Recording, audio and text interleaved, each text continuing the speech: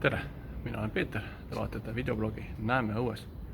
Kohe on tulemas Eestisse Rootsi kunn Karl 16. Gustav. Haridusmaastiku ja Rootsi kuningatega seoses kindlasti on ajaloost üks hea näide. 1631 rajas Gustav Adolfi gümnaasiumi Rootsi kuningas Gustav II Adolf. Rootsi kuningate tegemiste ja tulemistega seoses soovingi teile järgnevalt tutvustada Gustav Adolfi gümnaasiumi mitte siis peahoonet, vaid üle tänava asuvat võimlahoonet. Maja ehitati siis aastal 1912 ning arhitekt on Aleksander Jaaron. Lähengi nüüd järgnevalt majja sisse ja piilun, mis siin on.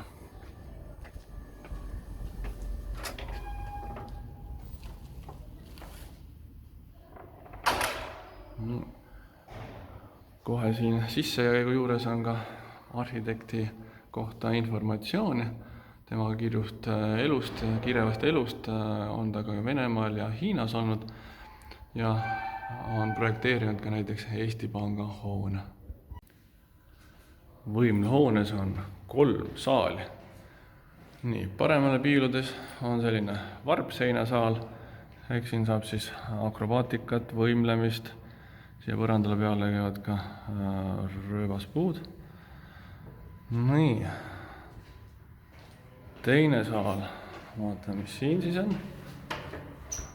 on peeglisaal. Näe, poksikott ka ilmselt ka selline akrobaatika, võimlemine. Nii, aga lähme edasi. Ja siis kõige suurem saal, pallimängusaal. Nii, korvpall, saalihoki, võrkpall. Selle võimle üks ägedamaid asju on kindlasti katuse konstruktsioon, mis on täitsa, ma ütleks, omanäoline ja unikaalne. Järgnevalt lähen vaatan, kuhu siia uksest minna saab. Tegu on siis spordivarustuse ruumiga, aga midagi hakkab silma. Siit üles läheb üks trepp. Kes veel siis ei teadnud, siis siin Gustav Adolfi võimla lae peale saab ka minna. Vaatame, mis siin siis lae ja katuse vahel on. Siit veel üks trepp läheb. Kuulda on ventilaatori sellist kohinat. Ja eks selline ventilaatorid ja katuse konstruktsioon ja midagi väga põnevat ilmselt ei ole, kivivill. Siin samas on ka üks aken, kus siis paistab Gustav Adolfi gümnaasiumi peahoone. Lisaks spordisaalidele on siin samas hoones ka mõned muud teised õppeklassid. Näiteks siin on ajalooklass. Piilume sisse. Siin on kohe näha üks Rootsi kunn, kes siis Gustav Adolfi gümnaasiumi asutas. Ja siin samas on ka stend. Kas tunnete ära ikka, kellega on tegu? Selle ajalooklassi juures on üks huvitav koht. Niimoodi, kui siit see uks lahti teha, siis jõuame suurde saali. Siin on väike siis selline tribüün, kus on võimalik siis saali, ma ütleks, imetleda. Ikka mulle täitsa meeldivad see katuse konstruktsioonid, nii omanäoline. Lisaks eelpool mainitud ajaloole on ka siin rootsi keeleklassid ja seal peaks olema kunsti õpetusega klass.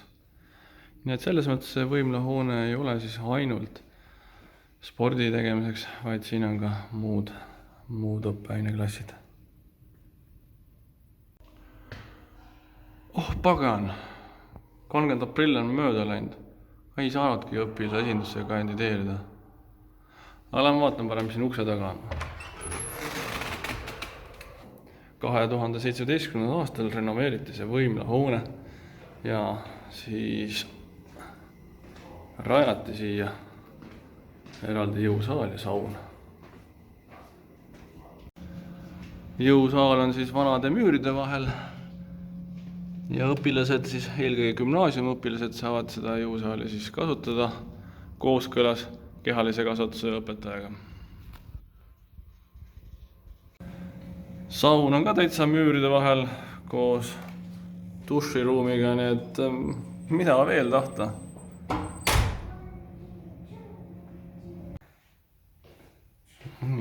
Saame siit ka sisehoovi minna.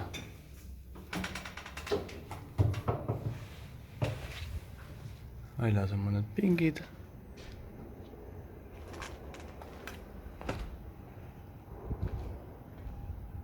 Ja 2022 aastal rajati siia ka välijõusaal.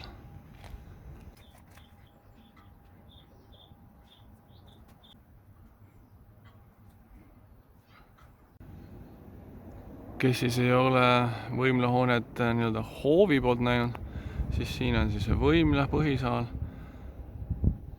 ja väike veel ilus terrassikene. Peaks ütlema, väga ilus hoone ikkagi. Siit võimlahoone terrassilt hakkan lõpetama. Loodetavasti saite pildi ette, mis siin hoones siis on ja toimub. Kui juhtute ka Rootsi kunni nägema, siis tervitage ka minu poolt. Näeme ikka õues. Kaagi õpilased, kas te olete kunagi käinud siin õpetajate toas? Kui ei, siis ma näitan teile, mis siin on. Esimene ruum.